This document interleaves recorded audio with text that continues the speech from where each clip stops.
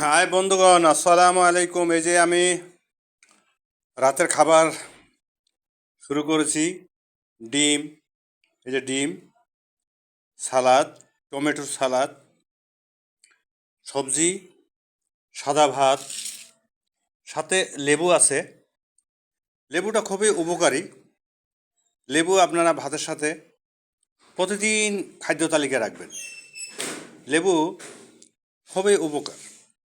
লেবু খেলে শরীরের অনেক অসুখ বিসুখ দূর হয়।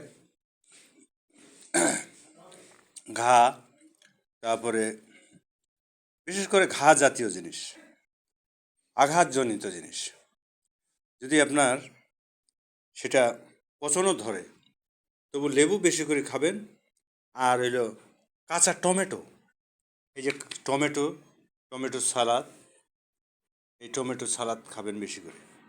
তাহলে কি হবে, ঘা পাসরা তাড়াতাড়ি করে সেটা ভিতর থেকে সেরে উঠবে এবং তাড়াতাড়ি করে শুকিয়ে যাবে।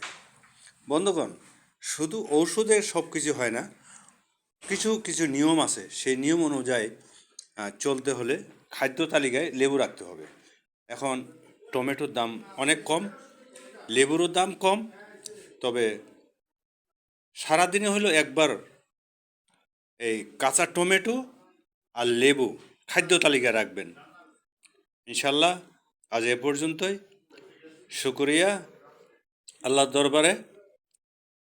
আল্লাহ মানুষকে খাদ্য দেয়, পানীয় দেয়, অক্সিজেন দেয়, সব কিছু নিয়ামত একমাত্র আল্লাহ তাআলার জন্য। শুকরিয়া আদায় করি। সুবহানাল্লাহ, আলহামদুলিল্লাহ, ওয়া লা ইলাহা ইল্লাল্লাহু ওয়াল্লাহু আকবার। বিসমিল্লাহ বলে শুরু করলাম। বিসমিল্লাহি ওয়া আলা মিল্লাতে, বিসমিল্লাহি ওয়া আলা আউয়ালি ওয়াল আখির, বিসমিল্লাহি ওয়া আলা বরকতুল্লাহ।